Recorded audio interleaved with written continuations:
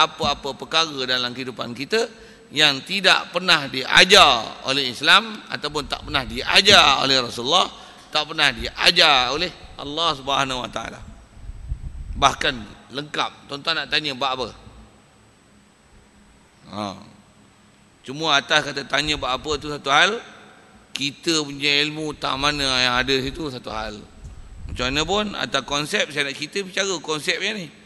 Rukunnya 5, benda sangat besar, banyak lagi dah, banyak dah apa? Tidak ada apa-apa perkara yang dalam Quran yang Allah Ta'ala ada miss, tinggal, terkalit, terlupa ataupun tak sebut, terlepas pandang. Subhanallah. Siap. Itu akidah yang mesti tanam elok-elok, simpan elok, bagi betul-betul kita punya mindset, cara berfikir yang kata Islam ni, kalau bahasa orang selalu sebut Islam is the way of life. Islam is a way of life. Bukanlah ke the, tapi sepatutnya the way of life, bukan jangan majhulkan dia, jangan jahil tentang perkara dia. Sepatutnya Islam is the way of life, the way of true life. True life tu sama ada here kat dunia ataupun the hereafter. Macam itulah sikit bahasa Inggeris tu. Baik. Jadi asal nak ke soalan tu sikit tadi ialah 5 perkara je ke Islam? Tidak. Kalau ambil mudah sekali lagi, Quran ada 6,000 lebih ayat. Kalau Quran nak cerita 5 perkara je rukun Islam, maka ayat Quran 5 je, tapi ada 6,000. Maksudnya banyak lagi. Cukup dengan bahasa banyak. Akidah je betul. Banyak lagi. Banyak tu apa? Angka tak disebut kan? Kalau nak guna sebut angka Quran, Quran pun ada 6,000 lebih ayat, ada 6,000 perkara lagi. Sebut gitu. Atas Rasulullah isyarat dengan grouping dia, ada 60 cabang yang besar-besar. Bid'un, asal angka bahasa Arab tu, bid'un ni ialah bilangan 3 hingga 9. Jadi bid'un wasitu dan syu'bah tu maksudnya 60 lebih cabang tu. Lebih tu apa? 63, 64, 65, 66, 67, 68, 69, maybe. Keberangkalian tu boleh angka banyak-banyak. Pasal apa? Pasal cara mengira dan cara grouping kan. Yang ni grup mana, grup mana, grup mana, mungkin berbeza di situ. Yang tu yang menyebabkan Rasulullah menyebut dengan isyarat ada bid'un wa sittuna syu'bah, ada 60 lebih cabang. Kalau bahasa Arab disebut bid'un. Bid'un ni ialah bilangan 3 hingga 9. Jadi 60 bid'un wa sittun, bid'un dan 60, maksudnya 60 lebih itu apa? 3 ke 9. Okey, siap. Jadi atas kata ayat Quran 6,000, atas grouping Rasulullah pernah sebut 60 lebih. Jadi maksudnya Islam bukan 5 perkara je. Di atas kata bukan 5 perkara itulah, sikit lagi kalau syarah gini, nak belajar mana? Okey, sepatutnya memang kita yang kena belajar. Tapi kita, kalau sikitlah soalan berfikir kan, tak mana kita belajar, ada apa yang kita dah belajar. Yang rukun Islam pun, bab sembahyang pun tak selesai, bab syahadah pun tak pandai-pandai, bab Tuhan pun tak apa kena. Tambah tanya bab haji, tanya soalan pelik-pelik, tuan-tuan melepok. Haji pun tak bisa belajar, duk pening sampai lah ni belajar bab haji. Zakat, tak usah tanya lah, pening lah. Tambah zakat model-model ni, zakat pendapatan lah, zakat apalah, zakat apa lagi ya, butuh asnaf zakat, penyakit dadah, mat ganja pun boleh bagi asnaf. Pelik-pelik kan. Tuan-tuan tak pernah belajar. Jadi tuan-tuannya penimbang nak kayu ukur di mana? Memang out. Nak out tu saya tanya bawah tu. Saya bukan tanya hak ibu-ibu, nanang ibu tu. Saya bukan sebut hak Rasulullah sebut 60 lebih tu. Saya dah sebut tu benda asas, tuan-tuan. Sembahyang, puasa, zakat, haji, syahadah, bab ketuhanan, bab Rasul. Hak tu pun kita belum beres lagi weh. Tak percaya try nak bagi soalan, jawab. Syirik tuan-tuan. Boh pergi gitu. Hak tu yang nak jadi imam tak lepas. Tambah tanya masbuk, muafiq, peraturan-peraturan berjamaah, tinggal tahiyat awal, apa yang kena buat, apa yang tak boleh buat, apa tinggal kunut, apa boleh buat, apa tak boleh buat. Sujud sajadah, apa boleh buat, apa tak boleh buat. Tanya tu tanya beginilah. Di mana rujukan? Kiret. Habis. Tanya bukan susah-susah. Nak semayang macam ambil wuduk. Wuduk bawa cerita buat semayang. Ngencing berak Allah. Tanya tu, ambil mana bab ni? Mana rujukan? Habis. Kantoi kita. Rujukan mana? Tak ada rujukan. Kitab pun tak bisa jumpa. Kitab pun tak boleh baca. Sikit. Itu. Nak tunjukkan apa? Nipisnya ilmu yang ada kat kita. Sikitlah gitu. Pasal sepatutnya di atas kata dia rukun. Yang 5 ni sepatutnya sangat great. Sangat hebat. Yang fokus besar dia nanti yang pertama lah tentang kalimah syahadah. Yang kalimah syahadah ni walaupun dia satu perkara, tapi nanti kita kena linkkan dia dengan bab iman. Iman jumpa ke depan ni nanti.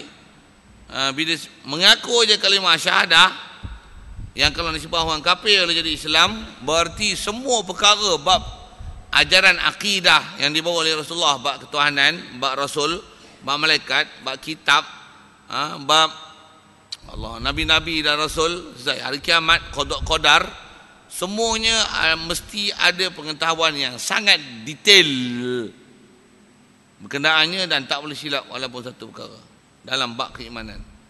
Jumpa nanti bab iman. Tapi kalau kata kunci dia kalimah syahadah, yang kata kalimah syahadah tu orang kafir boleh jadi Islam, yang semua perkara dalam bab keimanan yang Rasulullah bawa dirumus ataupun keyword dia pada kalimah la ilaha illallah Muhammadur Rasulullah. Tu yang kafir sebut kalimah tu jadi Islam tu. Tu pun dengan terms condition yang tepat, yang cukup syarat, yang menepati, baru jadi Islam. Kalau tak menepati terms condition, tak jadi Islam. Jadi kalau dengan apa pengetahuan yang kita ada, tuan, kalau kita semak ni, kita ni kalau bab keimanan tu, bab Allah, bab Rasul, malaikat, kitab, Nabi, hari kiamat, qadar, semua tu baru terkandung dalam la ilaha illallah Muhammadur Rasulullah. Bab tu pun kalau semak-semak banyak kantoi lagi. Tambah ibadat, 5 rukun Islam, 4 lagi yang lain selain pada kalimah syahadah. Detailkan dia bab imam makmum. Profilah kita sebut dengan panjang sikit bahasa itu. Apatah lagi tanya bab muamalat, tanya bab munakahat, tanya bab jinayat, lagi kantoi 3-4 kali tuan. Saya hanya nak sebut tu nak tunjukkan di mana kita tuan nisbah ilmu. Saya nak sebut itu ya. Okey. Baik, jadi pertamanya daripada rukun Islam ni adalah berkata ataupun mengucap, mengakui, mengiktiraf, mensaksikan dengan perkataan macam ni, asyhadu alla ilaha illallah wa asyhadu. Sepatutnya ada wa asyhadu itu, wa asyhadu anna Muhammadan wa asyhadu anna Muhammadar Rasulullah. Okey, siap. Sedia maklum kalimah syahadah tu. Jadi atas nama Islam dia rukun Islam. Baik. Ambil format dulu. Bab kalimah syahadah, rukun adalah bermakna rukun nisbah orang kafir nak masuk Islam. Orang kafir nak masuk Islam mesti mengucap kalimah syahadah. Nisbah orang kafir nak masuk Islam mengucap rukun adalah makna rukun. Adapun orang-orang yang dah Islam dengan sebab mak bapak Islam, ataupun dia Islam pasal dia tu dulu adalah antara orang kafir, anak orang kafir yang ditawan oleh orang Islam, dia jadi Islam pasal orang Islam tawan dia, ataupun dia tu dulu adalah kanak-kanak yang kita jumpa tepi jalan, yang kanak-kanak ni saya sebut bahasa gini mudah, berada dalam negeri Islam yang ada orang Islam, ada perkampungan Islam.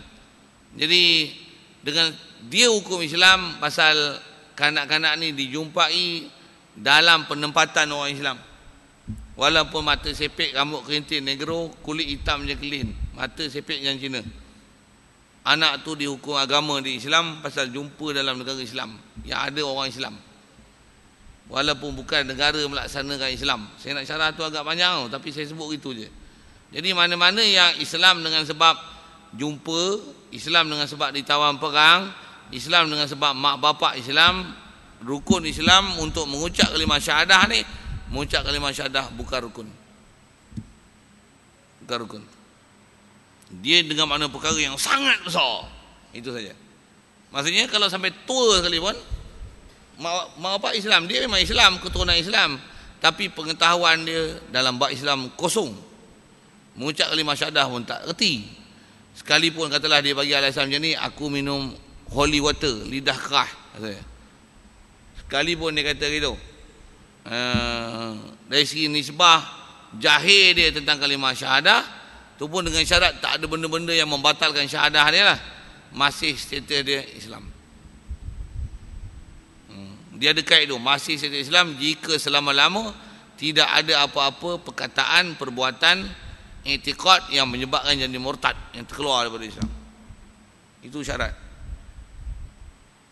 Ada pun orang yang memang kafir, memang dia tak akan jadi Islam melainkan dengan mengucap kalimah syahadah. Orang kafir nak masuk Islam memang mengucap kalimah syahadah, dia rukun Islam, dia lah rukun dengan mana rukun.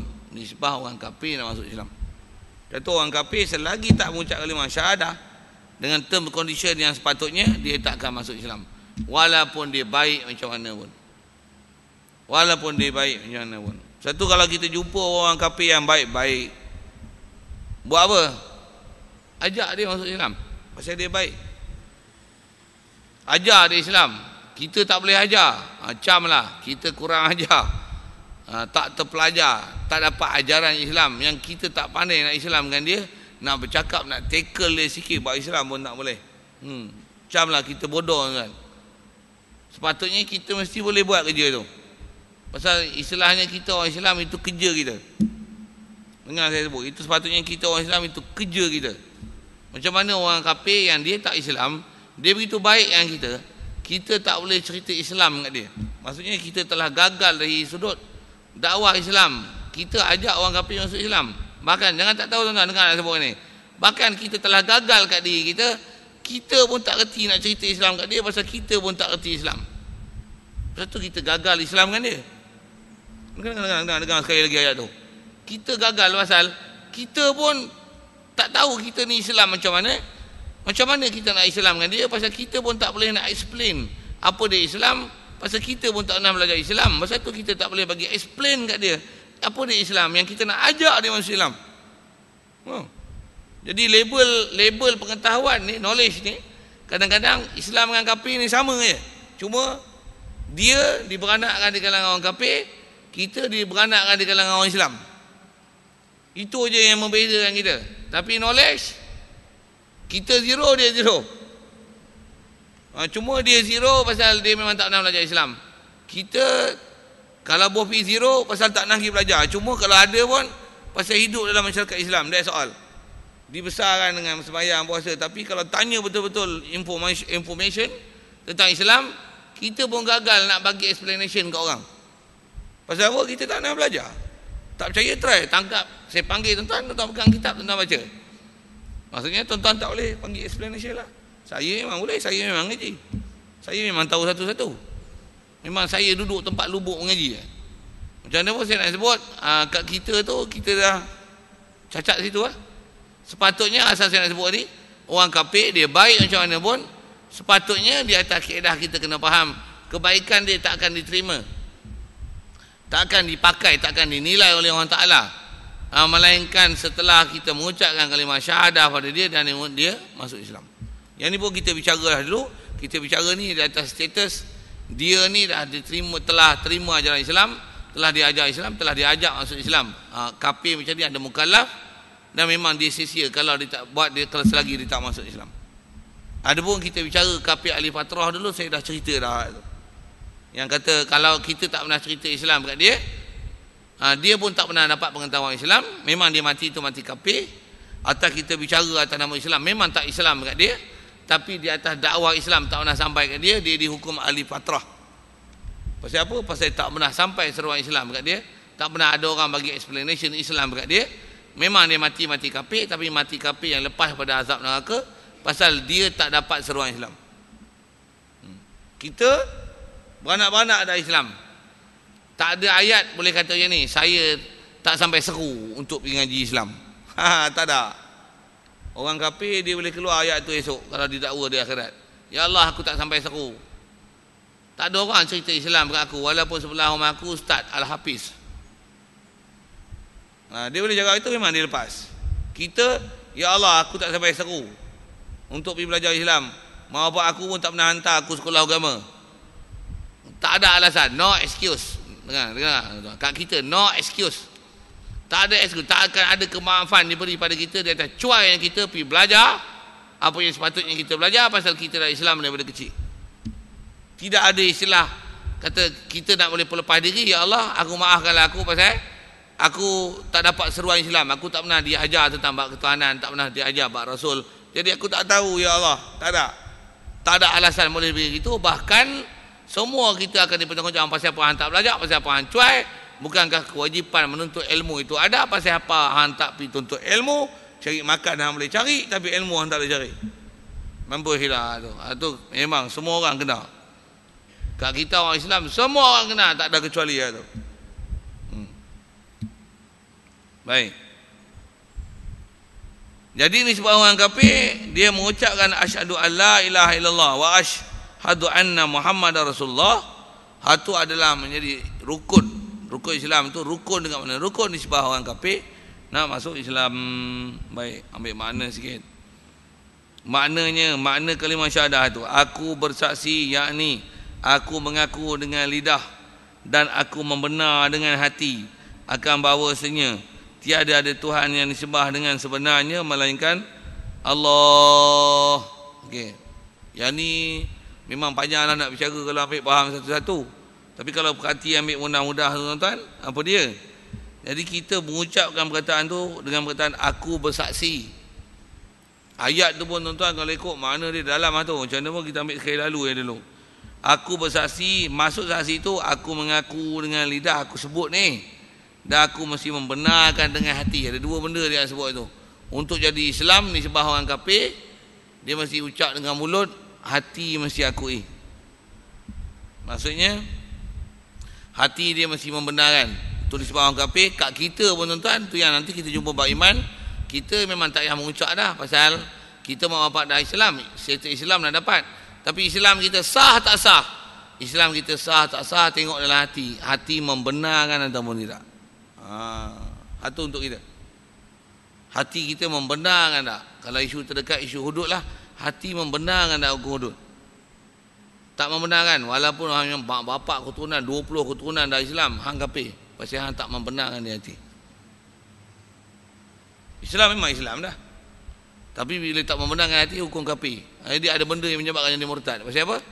Walaupun mulut menyebut kalimah syahadah, walaupun semayang rajin ulang-ulang kalimah syahadah selalu, tapi hati tak membenarkan perkara hudud yang itu yang sebahagian daripada ajaran Islam. Jadi kalau asal kita bicara ke disebab orang kafir ni, dia mengucap kalimah syahadah tapi jadi lidah disebut tapi hati tak membenarkan, maka disebab dia tak jadi Islam lagi. Contoh mudah untuk kata macam mana boleh sebut lidah tapi hati tak membenarkan. Dia sebut lidah pasal dia hafal lagu, dia dengar nasyid, ataupun rumah dia dekat dengan masjid, dia selalu dengar azan. Dia boleh sebut Allah Akbar, asyhadu an la ilaha illallah, asyhadu anna Muhammadar Rasulullah dengan fasihnya. Tapi dia sebut tu, sebut apa? Sebut lidah only. Hati tak membenarkan, masih duk sembah tok ekong, masih sembah tok kong, masih pergi gereja, masih pergi kuil, katalah gitu. Walaupun dia boleh sebut kalimah syahadah, tak Islam lagi. Pasal apa? Pasal dia sebut, walaupun dia hafal, saya sebut lagi contoh lagu dan sebagainya, tapi hati dia tak mengakui, tak mengiktiraf Tuhan sebenar adalah Allah. Allah is the true God and He is the one and He is only. Dia tak boleh terima itu, tak boleh terima, tak Islam. Walaupun dia mengucap kalimah syahadah. Pasal itu syarat nak sah syahadah dia. Satu kalau ambil bahasa mudah, mengucap kalimah syahadah ada syarat ke? Ya, ada syarat. Untuk orang kafir jadi Islam, apa dia? Mesti sebut dengan lidah, lidah mesti menyebut dan hati mesti membenarkan. Kalau ada hanya salah satu, menyebut tapi dalam hati tak ada, asal hukumnya tak sah Islam. Cuma bila dia sebut, katalah dia buat cara rasmi dan sebagainya, selama ada dia pura-pura, kalau dia pura-pura namanya munafik. Kalau memang dia sebut tapi istilahnya kita kata tak pura-pura, tapi atas maksud lain, kerana nak kahwin, nak dapat bantuan, katalah itu, satu masuk Islam. Jadi itu maksud dia, bukan di atas membenar kan. Jadi macam mana pun zahir kita tengok hukum Islam. Kalau munafik dia pun kita hukum Islam zahir. Dia pura-pura. Allah yang meletakkan status macam ni, nama dia munafik. Kita tak boleh kesan. Dia kerana nak dapat bantuan masuk Islam, kita tak boleh kesan. Tapi dia mengucap Islam,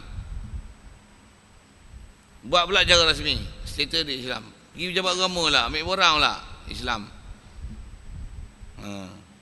Iman sah tak sah? Tu jumpa akan datang. Pasal dia masih membenarkan di hati. Satu, kalau dibuat cara rasmi boleh gagah, boleh nama Islam. Kalau tak cara rasmi, tak ada. Maksudnya memang penyanyi lagu rehan, peminat setia. Katalah dia orang kafir, tapi bopi peminat sentiasa. Yang lagu rehan, asyhadu alla ilaha illallah ni memang duk di mulut. Katalah gitu untuk contoh mudah. Yang kata orang kafir ni walaupun dia boleh sebut dengan fasih, tapi dia tak membenarkan di hati, maka istilahnya masih belum Islam. Tak Islam. Sesyarat tak cukup. Apa dia tak membenarkan di hati. Okey. Kak kita pula orang Islam. Kak kita tang Islam tak payah sibuk-sibuk lah, pasal memang dah dapat Islam. Beranak-beranak kalau ikut dah dapat status Islam. Cuma membenarkan tak di hati, tu yang kita kena semak. Dan nak membenar ni khusus tak mana? Tak Allah dan Rasul. Khusus dua. Tapi kalau ikut tak mana? Semua perkara keimanan, Allah, Rasul, malaikat, Nabi, kitab, qadar, hari kiamat, semua tak boleh ada silap satu pun. Lepas tu, yang tu yang kita sebut bab iman. Lepas tu yang kita sebut rukun Islam tadi tu, yang praktikal lahiriah ni, memperakui di mulut semua ajaran Nabi SAW, naklah mengakui dan iktiraf dia adalah baik. Nak sebut tentang Islam, status. Kalau boleh membenarnya tu, dia Islam dan iman. Jadi bila dia tak taat, tanya dia, pasal apa tak semayang? Semayang memang wajib, tapi memang aku berdosa lah, aku memang nak jadi baik, aku nak taubat nanti. Islam, iman. Pasal apa? Membenarkan di hati ajaran Nabi SAW. Dia tak pernah tolak. Okey, cukup. Benda besar dia kalau disebut orang kafir mesti bab ketuhanan. Jadi Tuhan disembah dengan sebenar melainkan Allah, dan bahawasanya Nabi Muhammad itu adalah pesuruh Allah. Baik. Tengok bersyarah kitab kita pun, pengarang kitab kita dia tulis apa? Tengok elok. Maka ini rukun. Ini mana? Mengucap kalimah syahadah ni tertentu atas orang kafir yang hendak masuk Islam, nak masuk agama Islam juga. Dia untuk orang kafir nak masuk Islam saja. Orang Islam tak syarat untuk jadi Islam dengan kena mengucap kalimah syahadah mengikut kaedah Imam Asy-Syafi'i, tak ada. Hatta sampai tua tak boleh mengucap kalimah syahadah. Istilahnya apa? Islam. Pasal apa? Pasal dia tak syarat untuk jadi Islam dengan mengucap kalimah syahadah, kerana dia dah Islam dengan sebab mak bapak dia Islam. Salah seorang mak dia tu, bapak dia Islam. Itu kaedah kita. Jadi dia hanya jadi rukun dalam bab orang kafir untuk masuk Islam juga. Satu di atas kaedah tu dengan elok. Abu Lahab Islam tak? Abu Jahal? Soal. Abu Talib? Tuan-tuan nak tengok tak mana? Tengok kalimah syahadah lah. Rasulullah suruh mengucap, suruh dia mengucap. Sikit soal lagi ni, hati dia agak-agak sokong Nabi ke tak sokong Nabi? Jawab elok. Sokong. Mana bukti? Daripada kecil dia boleh Rasulullah. Dah besar pun antara sebab Rasulullah tak dipengapakan oleh puak kafir adalah disebabkan adanya Abi Talib. Kalau kita mengaji kitab-kitab sirah tuan-tuan, antara perkataan yang pernah disebut membela anak menakan dia, anak abang dia kan, anak abang dia, anak adik dia, anak adik dia. Dia kata apa?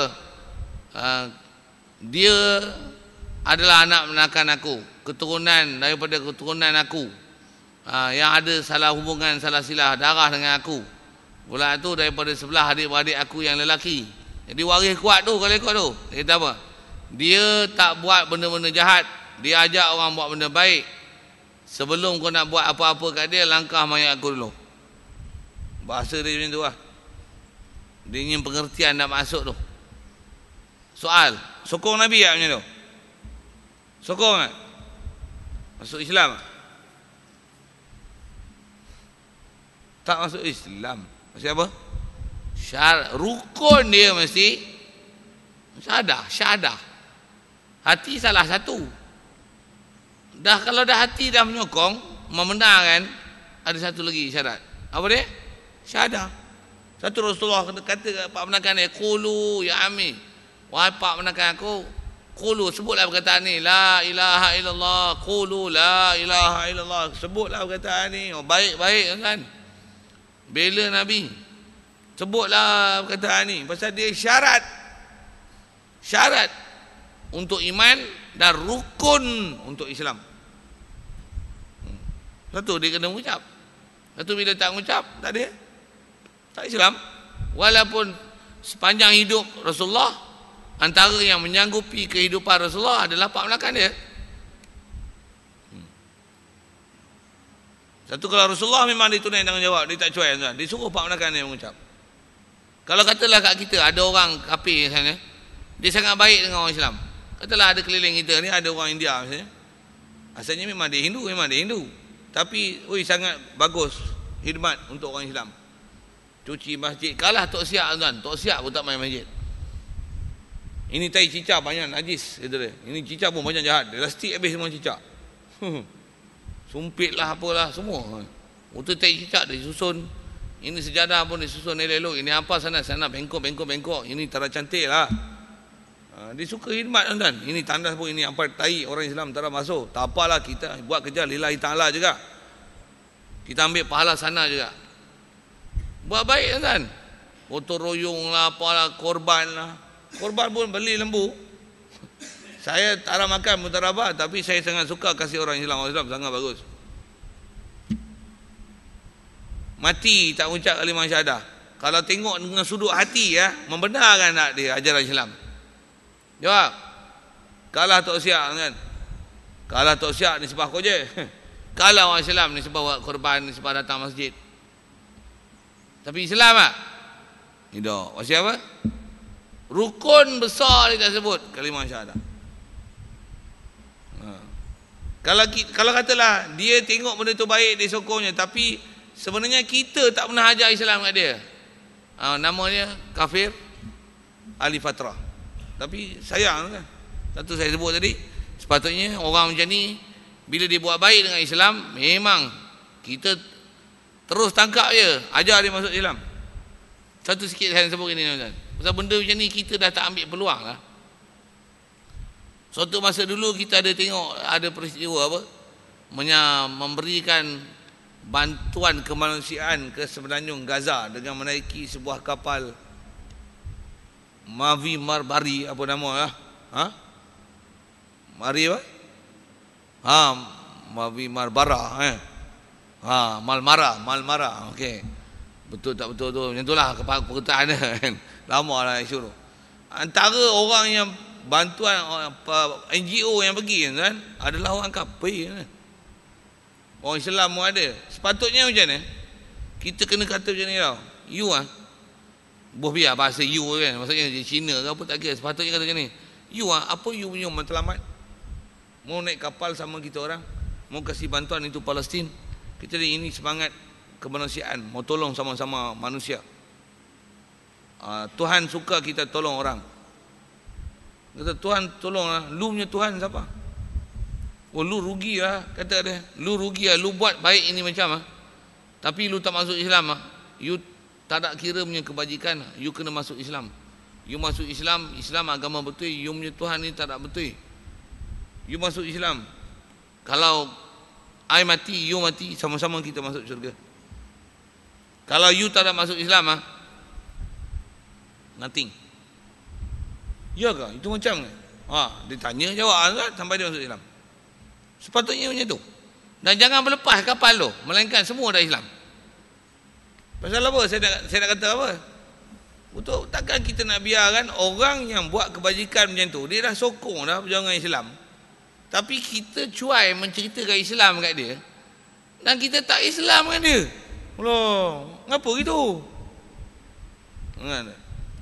Mengapa gitu? Satu, kalau dalam fenomena kita ni, kita dengar ada kelab-kelab penyokong Islam. Apa parti apa satu hal, saya nak sebut kelab tu je. Kelab penyokong Islam. Jangan biarkan dia setakat penyokong Islam tu kan. Buat macam mana? Jadikan dia kelab yang asalnya penyokong, lepas tu masuk Islam. Dah dia sokong Islam lah, buat apa lagi biar jadi kafir? Bagi masuk Islam lah. Sepatutnya macam tu. Tapi kita cerai apa kan? Kita tak buat kerja lah. Satu, kita tak ada orang kata sentuhan jiwa yang halus. Dia masuk Islam, bagus lah. Aku pun tak semangat macam dia. Hukum hudud, kami sokong hudud. Kan kita tak macam tu kan. Kami sokong hudud, Allahu Akbar. Sebut Allahu Akbar lagi pula tu. Macam mana? Takkan tuan tak rasa galat. Saya galat kan. Tapi awak tak bercampur dengan ni apa? Macam mana pun saya nak sebut, sepatutnya kita kena ajak dia masuk Islam. Macam mana pun dia mati macam mana? Sayang lah. Sayang tu nisbah kalau kata dia tahu Islam tapi tak masuk Islam. Itu memang sayang sangat. Kalau katalah macam ni, dia memang nak sokong apa, tapi tak pernah ada orang cerita Islam kat dia. Tak pernah ada orang ajak pun. Dia hanya sekadar kemanusiaan, bantu. Dan tengok benda ni something bagus, dia just tolong benda bagus. That's all. Dia istilahnya tak dapat seruan Islam. Tak pernah dia explain kan Tuhan sebenar ni siapa? Namanya Ali Fatrah. Satu macam mana pun kat dia orang ni tuan. Macam itulah saya nak sebut status apa yang ada. Macam mana pun di atas kata untuk dia jadi nama Islam mesti mengucap kalimah syahadah. Dia tak mengucap tu. Apa status dia? Ali Fatrah ke nak kata kafir yang tak mau mengucap kalimah syahadah? Hak tu kita tak tahu siapa hati dia macam mana. Itu serah pada Allah Taala. Tapi kat kita jangan tak tahu, di atas kita tak sampaikan Islam, kita telah cuai membuat kerja tu. Okey, kat kita tu satu hal, semak oleh kita. Jadi asal kita bicara ni, orang kafir dia tak akan masuk Islam melainkan dengan dia mengucap kalimah syahadah. Okey. Satu, kalau sikit lagi saya sebut kan, ada jiran kita, kawan kita, pejabat kita, parti ke, apa lagi, negara ke, rakan sejawat ke, seperjuangan ke, sepatutnya orang-orang yang ni cerita Islam dan sampai dia masuk Islam di tangan kita. Sepatutnya tak dengar, sepatutnya. Sekali lagi saya sebut, kenapa tak jadi gitu? Pasal kita pun tak tahu apa Islam kita. Sikitlah ayat-ayat macam tu, nak sekir hak kita kan. Kita pun tak tahu Islam kita. Kita nak cakap Islam pun I cannot talk you so much lah. Because I also know nothing about Islam. I want to explain to you to Islam, but I also don't know what is Islam. Sehari saya silap, can you explain to me what is Islam? What do you know? Sehari kau want to explain Islam, bagus lagi pada kita. You don't know Islam What a pity you. What a shame of you. I'm not Muslim, but I know a lot about Islam, you know. That's why I love Islam. Malu itu kan. Malu tu satu hal lah. Tuan-tuan, mana maruah kita tuan yang sepatutnya kita dapat pengetahuan tu, kita tak dapat. Macam mana pun atas kita bicara, kita pun duk cerita rukun Islam. Okey, siap. Dan keduanya semayang. Okey, kita selesai dulu. Soalan kalau ada tentang asal kita sebut rukun, bukan makna rukun, mengucap kalimah syahadah, nisbah orang Islam yang dia jadi Islam sebab mak bapak, sebab kena tawan perang, sebab jumpa dalam kawasan penempatan orang Islam. Dia Islam sebab tu. Berbeza dengan orang kafir yang masih kafir, dia membesar dengan keadaan kafir, dia tak akan jadi Islam melainkan dengan mengucap kalimah syahadah. Itu isu kita. Untuk ada sikit isu ahli patrah, siapa dia kok tuan-tuan ada blur tu soal.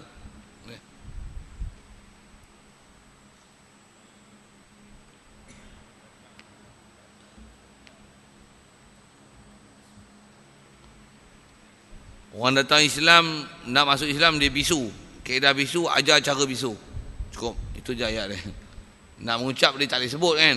Kalau ada isyarat, dia boleh isyarat antara bangsanya, panggil siapa pandai. Isyarat macam tu. Saya tak pandai kan. Panggil orang pandai. Kalau dia pandai tu. Kalau tak pandai tu, cara biasa normal dia. Katalah itu. Jadi macam mana pun dia kena syahadah, tapi bisu cara bisu lah. Okey, saya jawab soalan lain.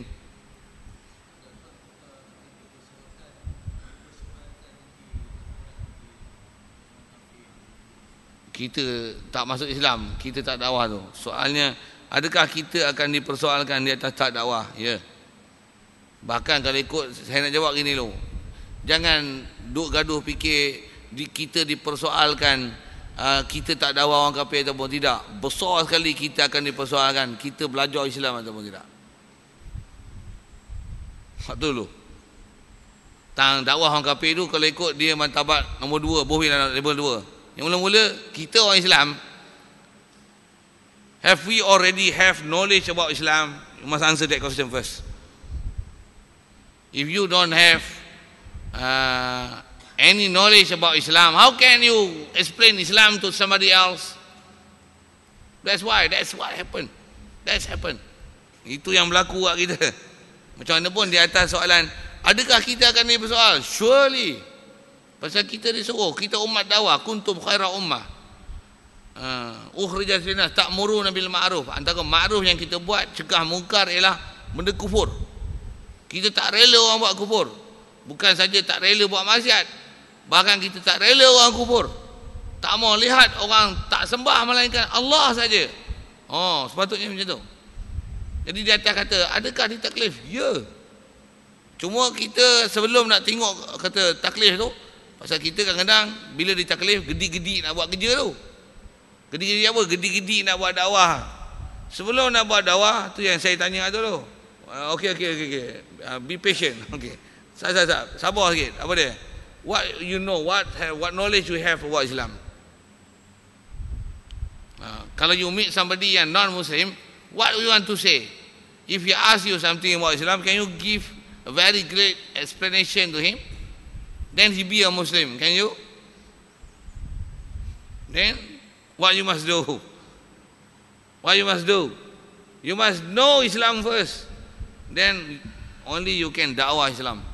Campurlah tu, cakap orang putih, orang cakap Melayu. Kerana cakap orang putih tu ditajam ni. Putih. Tak putih pun tuan-tuan pasal tanyalah saya balik, saya cakap apa duduk syok cakap orang putih. Jadi kita nak dakwah Islam, macam mana nak dakwah kita pun kalau dia kata, can you explain to me what is Allah Ta'ala? Allah Ta'ala, I'm so sorry I'm also no knowledge about it. You can ask somebody else lah. About Ustaz, I cannot talk about that. I'm very sorry lah. Kita budak kata macam mana dakwah Islam? Satu antara sebab gagal kita. Sedikit pepatah Arab dia kata gini, mudah.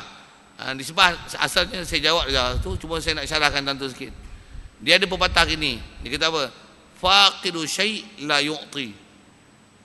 Orang yang dia tak ada sesuatu, dia tak boleh memberi. Faqidu syai' la yu'ti. Orang yang tak ada benda, sesuatu benda, dia tak boleh memberi. Boleh faham? Apa faham? Maksud apa? Tuan-tuan tak ada pengetahuan tentang Islam. Macam mana tuan-tuan nak cerita Islam? Satu, tuan-tuan tak boleh dakwah Islam. Jangan kata dakwah Islam, tuan-tuan nak ajak kawan-kawan main sembahyang masjid pun tuan-tuan tak ada cara tuan-tuan nak ajak dia main masjid. Jangan kata kawan jauh-jauh, adik-beradik kita tak boleh panggil, mak bapak kita tak boleh panggil, jiran tetangga kita tak boleh panggil. Yang tu dah Islam tu. Kita cuma kata nak bagi refresh kat dia, bagi knowledge kat dia. Jangan kata dia knowledge, kita punya knowledge pun tak cukup jadi situlah kena berhati. Di atas soalan kata kena taklif, ya. Dan dari sisi hukum tanggungjawab atas semua ulama dengan atas kata hukum yang ada, jadi hukum fardu kifayah atas kita untuk kita dakwah orang kafir yang masuk Islam. Dan fardu kifayah juga untuk orang Islam, ajak orang Islam balik kepada Islam. Jadi kalau perhatikan tu, mana lebih utama? Orang Islam kita ajak masuk Islam, orang kafir kita ajak masuk Islam. Dua-dua ada tuntutan. Dan macam ni, kita ajak, kita ikut Islam, mana paling besar? Jawab. Kita kena ajak, kita belajar Islam, nombor satu. Nombor dua, kena ajak orang Islam masuk Islam. Dua, orang Islam masuk Islam, orang Islam balik buat Islam. Nombor dua. Dah sempurna tu. Ajak orang kafir masuk Islam. Saya sebut dia atas keutamaan. Nak langkah tu punya pasal. Maksudnya tuan-tuan pun tak kerti Islam, tapi tuan-tuan dah buat kerja dakwah, ajak orang kafir masuk Islam. Silakan kalau tuan-tuan boleh buat. Tapi nak sebut tiga-tiga tuntutan ada. Tapi nak sebut sikit gini, takkanlah saya nak kata gini, tuan-tuan cuba fikir, takkan kita ajak orang kafir masuk Islam, nanti dia masuk Islam, dia punya knowledge better from us. Dia masuk Islam 2 tahun, dia boleh jadi ustaz. Kita dah Islam 20 tahun, putat. Dia masuk Islam 2 tahun, hafal Quran. Kita dah 20 tahun, alif bata tak kenal, buta Quran. Dia masuk Islam 2 tahun, boleh bahasa Arab. Kita 20 tahun dah Melayu, yang semayang cakap Arab, tapi bahasa Melayu tak lulus. Saja saya sangat suka berfikir tu. Inilah kita ni. Dia baru masuk Islam, semalam baru masuk Islam, masjid tak tinggal. Kita daripada kecil dibesarkan dengan orang Islam, tak pernah main masjid. Ini kita kena tengok ni Islam kita ni. Macam mana ni? Syarah kot tu panjang sikit lah. Ada lain?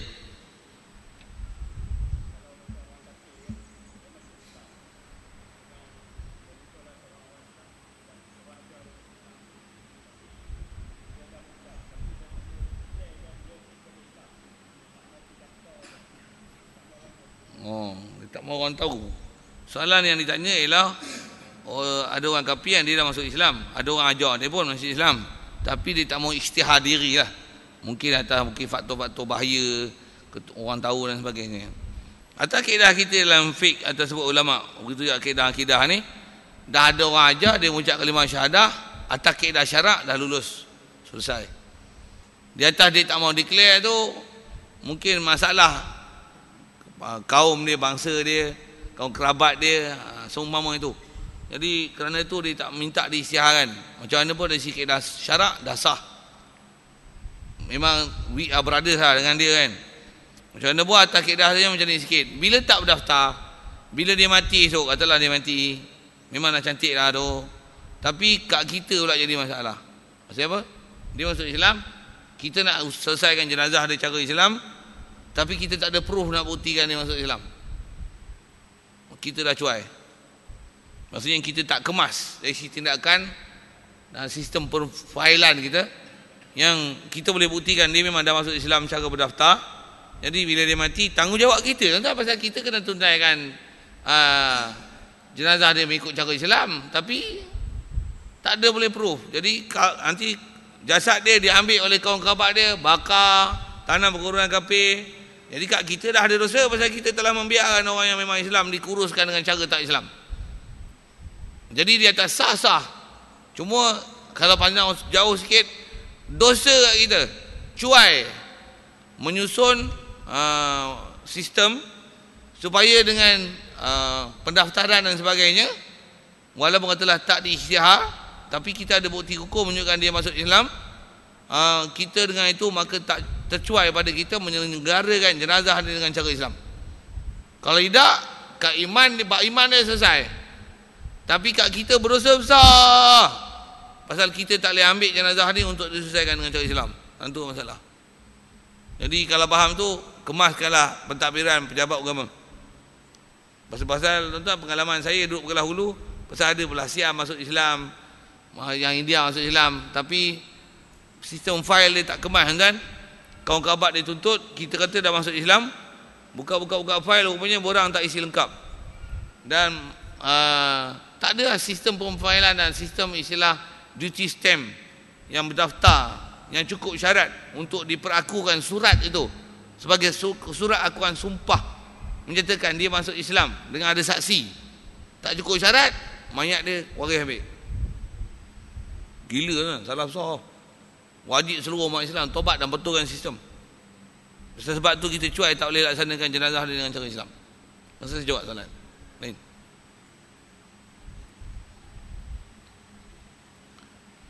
Baik, kalau kita kena semak batu tuan-tuan, kita punya pejabat agama pun kalau tengok, baik pejabat agama ke, pejabat bab asal bab akidah ni pun kantoi. Bukan cerita bab jauh-jauh ya, bukan cerita bab hudud-hudud dah bab ni habis. Teruk kita. Baik, macam mana pun kita habiskan sikit rukun Islam itu. Jadi rukun Islam pertama, syahadah dia benda paling besar sekali lah. Pasal disebut orang kafir tak akan masuk Islam melainkan dengan dia mengucap kalimah syahadah. Itu memang rukun dengan makna rukun. Adapun dan yang keduanya adalah sembahyang fardu tiap-tiap sehari semalam 5 waktu. Siap. Sedia maklum. Sembahyang waktu 5 waktu. Jadi mesti diiktiraf dan diakui. Atas kita bicara dia adalah rukun Islam. Dia ialah benda sangat besar. Meninggalkannya pun dosa sangat besar. Cukuplah pengejaran Isra Mi'raj yang hantuk kepala di batu sampai pecah, hancur kan. Sangat besar. Sangat besar. Tak, kalau kata ada masalah, pergi semak pasal benda-benda menyebabkan tak boleh taat buat solat, katalah sebagai contoh, dia mesti ada masalah bab akidah punya. Sedikit indikator kalau nak sebut. Kita kalau ada masalah nak buat perintah Allah Ta'ala sekalian, dia mesti ada masalah iman. Tak boleh buat perintah Allah Ta'ala ni, dia mesti ada masalah iman. Tak mana tak mungkin tak membenarkan, syak, ragu, zon, apatah lagi tolak. Takut tu. Biasanya orang dah akui, dah mengaku bagus, oh memang dia buat, memang dia baik, memang dia buat. Nak sebut tang semak tu sikit. Macam mana pun di atas kaedah kita, kalau ada orang tak sembahyang, kita tak menghukumkan kafir di atas tak sembahyang dia, pasal berukun bukan makna rukun, tapi rukun dengan makna besar dan salah dia salah besar. Sikit kalau sambung ke bab fiqh sikit, salah besar bab sembahyang tak mana tuan-tuan. Kalau ikut hukum fiqh, siapa-siapa sembahyang subuh, habis waktu subuh masih tak sembahyang sedangkan dia jaga, boleh hukum bunuh mengikut pentadbiran enactment jenayah dalam negara Islam. Jenayah apa? Jenayah meninggalkan solat.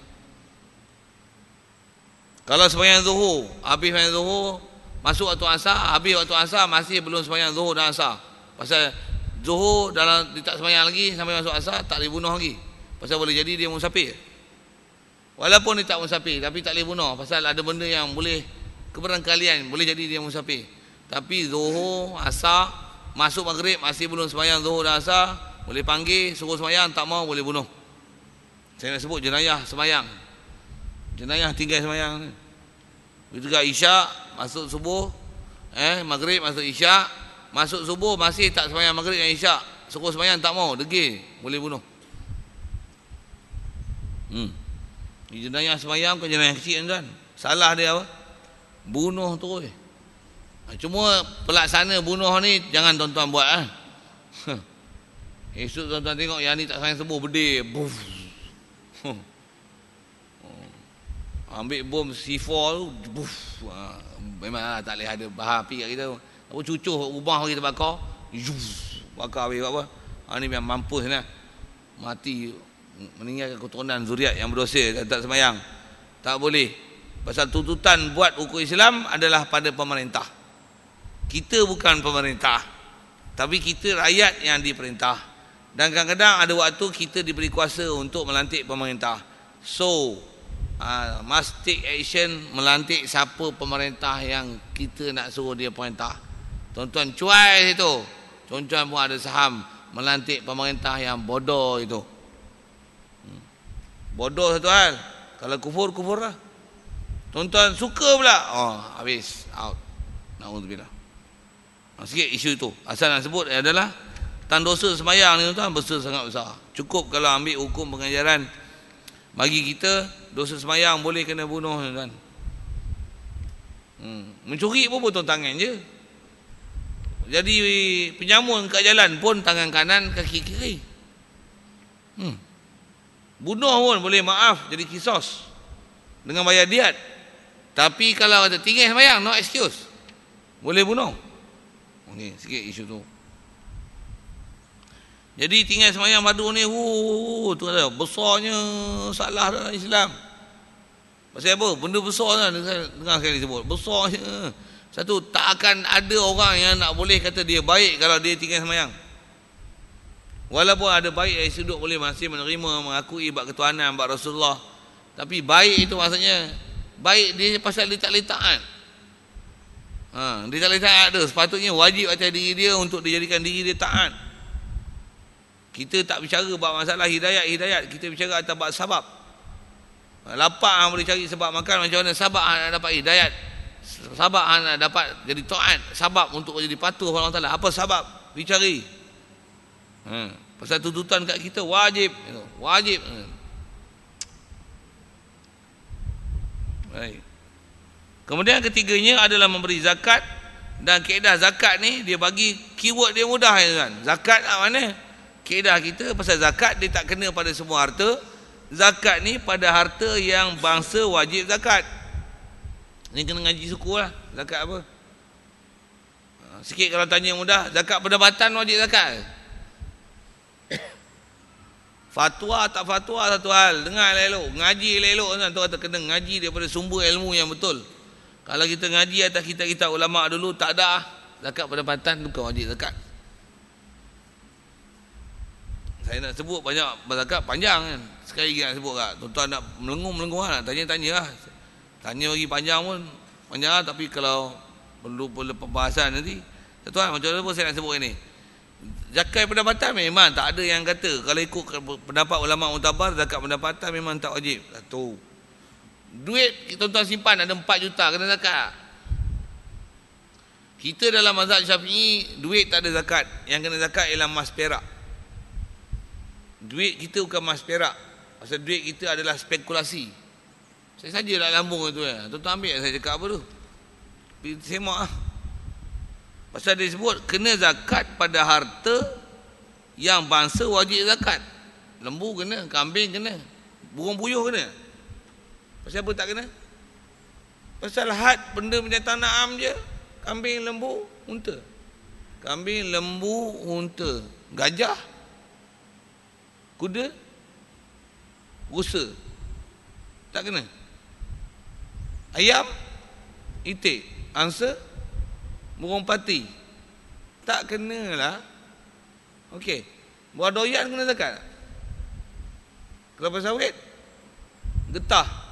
Tuan-tuan kata kena, saya nak kata gini. Bodoh mu, ngaji ni. Mudah je saya sebut. Apple kena zakat. Buah yang kena apa? Tamar, anggur. 2 je. Kena tengoklah tu yang disebut zakat pada harta yang wajib zakat. Bukan semua harta kena zakat. Tuan-tuan ada gelang. Kalau tuan-tuan gelang, kalau lelaki itu tuan-tuan ada gelang. Gelang tuan-tuan. Gelang tu waris pusaka arwah mak. Tapi tak bagi bini. Pasal apa? Bagi pinjam boleh. Yang tu kalau cukup nisab kena zakat pasal tuan-tuan punya. Dia tak jadi perhiasan. Pasal bukan perhiasan tuan-tuan. Nak syarah tu panjang. Buat zakat tu. Tapi dengan JPK. Okey. Nak sebut buat zakat lah. Mana yang wajib zakat, memang jangan dinafi zakat wajib. Begitu juga kaedah gini. Mana yang tak wajib zakat, jangan dikata wajib. Itu pun disiplin kan. Pasal disiplin mana nak kata wajib tak wajib. Sembahyang 5 waktu wajib. Yang sunat jangan kata wajib. Jangan yang wajib pun kata sunat. Sembahyang subuh sunat je kata dia. Murtad tu. Pasal menafikan wajib. Begitu juga jangan wajibkan apa tak wajib. Tu pun boleh jadi murtad juga. Pasal ubah hukum namanya. Sembahyang duha ni wajib. Tak sembahyang duha kafir. Buh kafir tu. Mana boleh. Mana boleh kafir orang tak sembahyang duha. Sembahyang duha wajib tu bersalah. Nah, kalau atas jalan memperolok-olok dan mempermainkan agama, boleh jatuh kubur. Kalau dia kata aku perwajibkan diri aku kena buat duha, tu jadi nazar. Tu kan jibat lain. Banyak kena ngaji kan. Saya kata kan, buat hukum Islam ni, Rasulullah hajar semua sebiji-sebiji. Kena ngaji elok-elok. Okey, macam mana buat asal nak sebut mana yang kena zakat tak kena zakat tu. Mana kena zakat kena bayar, yang mana tak kena zakat tak payahlah bayar. Nak sebut itu. Mewajibkan apa tak wajib, salah. Melepaskan apa yang wajib, salah juga. Okey, dua. Lagi yang keempat, puasa Ramadan. Nak buat Ramadan pula. Yang ni kena ngaji suku juga buat Ramadan ni. Kita lah Ramadan, tengok anak bulan. Tengok memang tengok. Tapi keputusan berdasarkan bulan ke berdasarkan kira? Berdasarkan kira. Kalender tuan-tuan. Tuan-tuan tengok ya kalender tu. Itulah puasa, itulah raya. Lah ni. Kalau ikut kaedah Islam macam ni. Katalah kalender dah ada kiraan kalender. Dengar saya sebut. Kalender ada kiraan kalender. Tapi untuk menetapkan puasa, dia mesti dengan kaedahnya tengok anak bulan. Sikit saya sebut itu, kepekah sikit.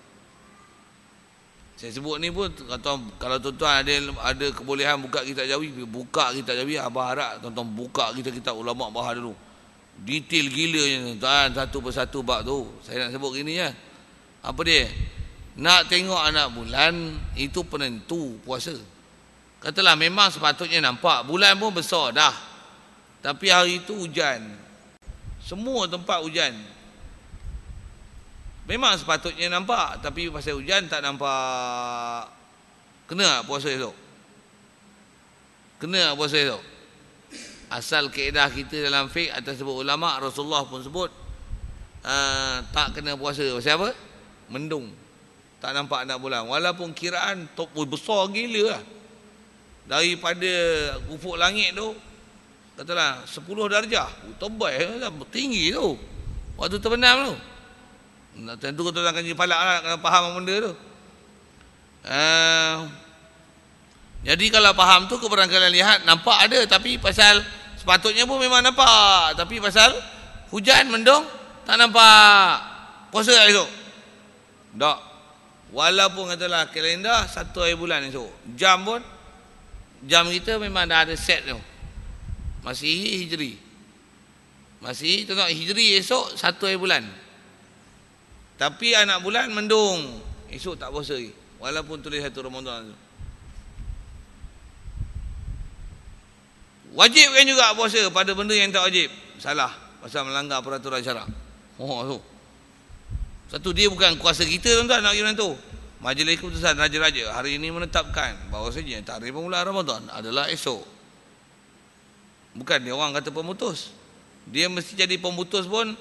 Kalau saya sebut ini, panel syariat dia, panel syar'i dia, mesti ahli panel yang panel betul-betul ikut kaedah-kaedah syarak. Bukan panel yang nama panel, tapi bukan ahli panel. Yang sepatutnya jadi ahli untuk di panel kan. Bahkan tengok semua taklid, tapi fatwa macam-macam kan. Ini pening zaman ni. Saya sebut tu ke puasa je tu. Raya sama, itu juga lah isu-isu semasa lain. Dia mesti ahli panel ni, memang ahli panel yang memang jaga sungguh hukum syarak. Hati-hati dengan hukum syarak untuk buat hukum. Ahli panel ni boleh buat hukum. Ahli panel cerai-cerai jokian tak boleh kan. Kalau tuan-tuan saya panggil ya, jadi ahli panel semua boleh tak? Setuju tak tuan-tuan boleh jadi ahli panel? Buat ketetapan organ boleh didemo ataupun tidak? Boleh? Kita buat mesyuarat. Pematang gedong boleh? Jangan buat ahli, tuan-tuan tak ahli, baik lari balik kampung ni.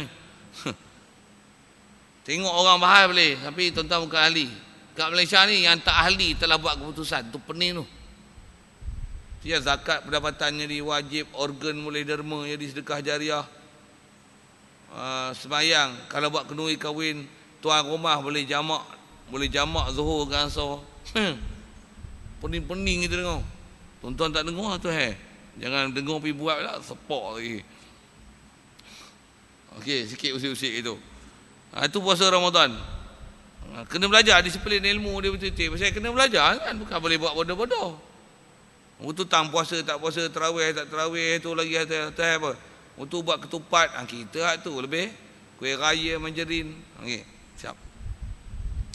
Kelimanya adalah mengerjakan haji atau orang yang kuasa kepadanya akan jalan.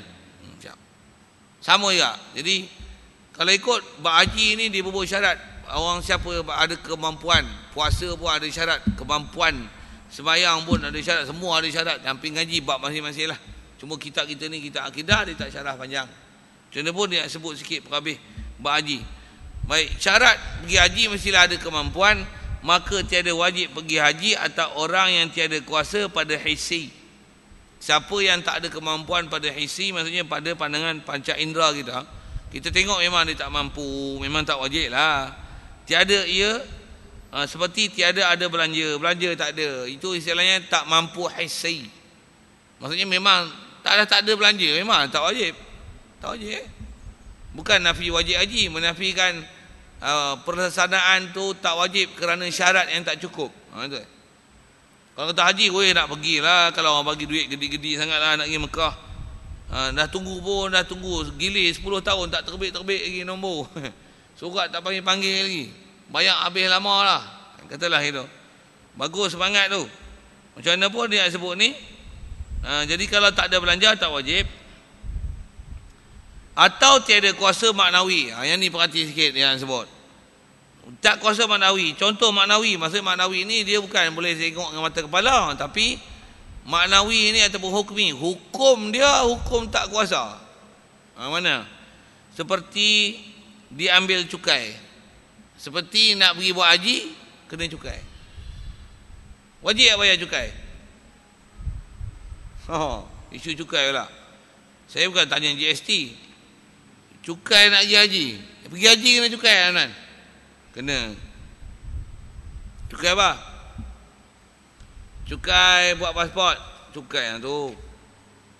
Cukai apa lagi? Cukai tuan-tuan nak dapat visa untuk pergi sana. Kena cukai tu, Arab Saudi ambil bayaran. Berapa yang tanya saya? Tanya tamu haji lah. Dia ambil cukai. Kerajaan Malaysia ambil cukai. Cukai apa? Cukai. Kalau ikut macam-macam benda kena cukai. Barang tuan-tuan bawa kena cukai. Semua tu dah diselesaikan dengan bayaran tuan-tuan. Cuma benda tu tak di-invoice dengan kita apa bayaran tu. Kalau katalah 12,000, apa dia penyertaan? Tambang kapal terbang berapa? Duit makan di semua tempat berapa? Sepatutnya dia kena bagi invoice. Muamalat tuan-tuan kalau ikut bila bayar bayaran, tuan-tuan pergi kedai mana-mana pun sepatutnya atas tertib lani punya sistem perniagaan. Dia mesti ada invoice tu. Apa dia kerja apa, dia ambil charge, labor charge, tak charge apa. Patutnya dimaklum kan. Baru kita tahu sebagai pengguna, tu hak pengguna. Patutnya dia kena label kapal terbang macam ni, duduk di hotel transit macam ni. Cukai Wahabi 1,000 macam ni. Malaysia ambil kerajaan ni duit dam tamatok dia ambil siap 800 pasal kambing sekok. Dia tolak, dia kena cerita patutnya. Dam tamatok ni baki-baki 8 kupang, minta halal 8 kupang. Dia minta sedekah kita. Wajib penyertaan nak tu. Tak ada bagi. Siapa bisa pergi haji dapat invoice lah. Penyertaan kewangan macam kat tu. Duit band apa, Pak Gad berapa, di tangan berapa, CIMB berapa, boleh. Ni 12,000 berapa keluar masuk ni. Tak makan, dia kata tak makan lebok, perkhidmatan cukai apa? Perkhidmatan. Saya nak sebut apa? Tan cukai tu. Kalau ada cukai tak wajib. Cuma atas saya sebut tadi, memang ada cukai lah. Memang ada cukai. Pasal semua satu dunia mengamalkan sistem cukai levy. Cukai levy ni ialah cukai yang diambil oleh mana-mana pemerintah dalam dunia bagi mana-mana orang yang bukan warga negara untuk masuk dalam negara Malaysia, dalam negara dia. Satu, Malaysia kalau ada pendatang haram dia marah sangat. Tuan-tuan tahu pasal apa? Pasal dia tak bayar cukai. Cukai apa? Cukai levy. Cukai untuk mendapat status apa ni? Visa kerja ke, visa. Dia minta bayar tu. Bila tak minta bayar, tuan-tuan tak bayar dia marah. Sikit isu tu. Jadi kalau kata dia minta cukai untuk pergi haji, istilahnya tak wajib pasal tak hukum selamat perjalanan. Kerana perjalanan kita ada penyamun tengah jalan yang namanya cukai. Cuma dulu penyamun padang pasir, ni penyamun ke airport. Penyamun custom, penyamun ialah cukai excise, duty import, export. Dan dilantik oleh pemerintah Malaysia dan pemerintah Arab Saudi. Sikit isu buat haji saja.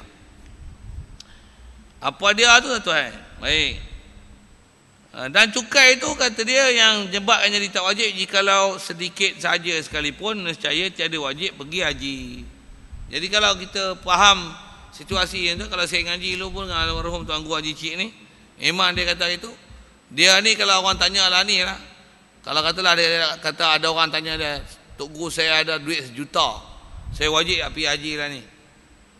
Dia akan jawab macam ni kan. Saya tengok cara dia jawab. Dia Tok Guru lama jawab cara orang lama. Adapun wajib haji di atas anda pada zaman ini, maka wajib itu tiada. Dia jawab itu. Tanya kenapa pula tak wajib tu? Kerana diambil cukai. Duit 1 juta, walah berapa duit yang nak bagi pun. Sekalipun sedikit tak wajib. Jadi kalau kat tuan-tuan ni, tuan-tuan tak pergi haji, tak payah pergi haji. Tuan-tuan tak nak pergi haji itu satu hal. Tapi adakah wajib? Nak cerita tak wajib. Adakah wajib? Tak. Nak pergi. Tapi tuan-tuan kena bayar cukai. Macam mana tuan-tuan beli barang kena cukai GST. Tak beli tak kena. Beli kena bayar. Tu ya. Atas wajib tak wajib. Nak sebut dalam tu hukum tu. Nak sebut dalam tu lah. Nak sebut hukum tu. Atas wajib tak wajib. Tuan-tuan pergi kena bayar. Itu ya. Sepatutnya tak payah bayar. Itu sikit lagi soalan. Salah dia ambil bayaran? Salah lah weh. Pasal kaedah bayaran ni, apa perkhidmatan yang dia ambil? Panjang tu cerita perkhidmatan tu. Pasal dia service tax. Government service tax. Service tahu tak? Orang lain jual, orang lain ambil cukai. Dia macam cukai cerita cowboy kita tengok. Nak jaga kampung ni aman, bandar ni aman, pekan ni aman, bayar seorang RM50 satu kedai. Kau tak penyamun masuk kedai. Dia lah penyamun tu. Siap sikit lah aku tu. Ada pun mengaku. Kita tangguh situ. Ada pun mengaku mahu dan menerima rukun Islam. Jadi asal kita bicara tu, rukun Islam ni sebab buat, dia adalah furu'i. Dia cerita jelaskan balik. Mengaku rukun Islam, apa dia hukum? InsyaAllah kita jumpa akan datang. Jadi kita bicara ini ni banyak tentang istilah rukun, dekat makna rukun tadi. Apa uraian sekali lalu tu, dan panjang ke bab syahadah, sekali lalu kepada bab rukun-rukun Islam, dan apa lagi konten Islam yang lain. Sekali lalu kita sebut itu. Wallahu alam, yang baik pada Allah Taala. Silap salah kasar pasti tak sedap dengar untuk silap panggil mana. Macam pun soalan kalau ada sekitar itu.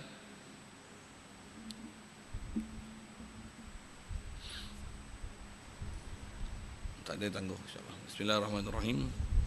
Allahumma nawwir qulubana min nuri hidayatika kama nawwartal arda min nuri syamsika wa nabada bi rahmatika ya arhamar rahimin. Warzuqna fahaman nabiyyin wa hifdzal mursalin wa ilhamal malaikatil muqarrabin. Wa sallim tasliman ala jamil anbiya'i wal mursalin walhamdulillahi rabbil alamin. Assalamualaikum warahmatullahi wabarakatuh.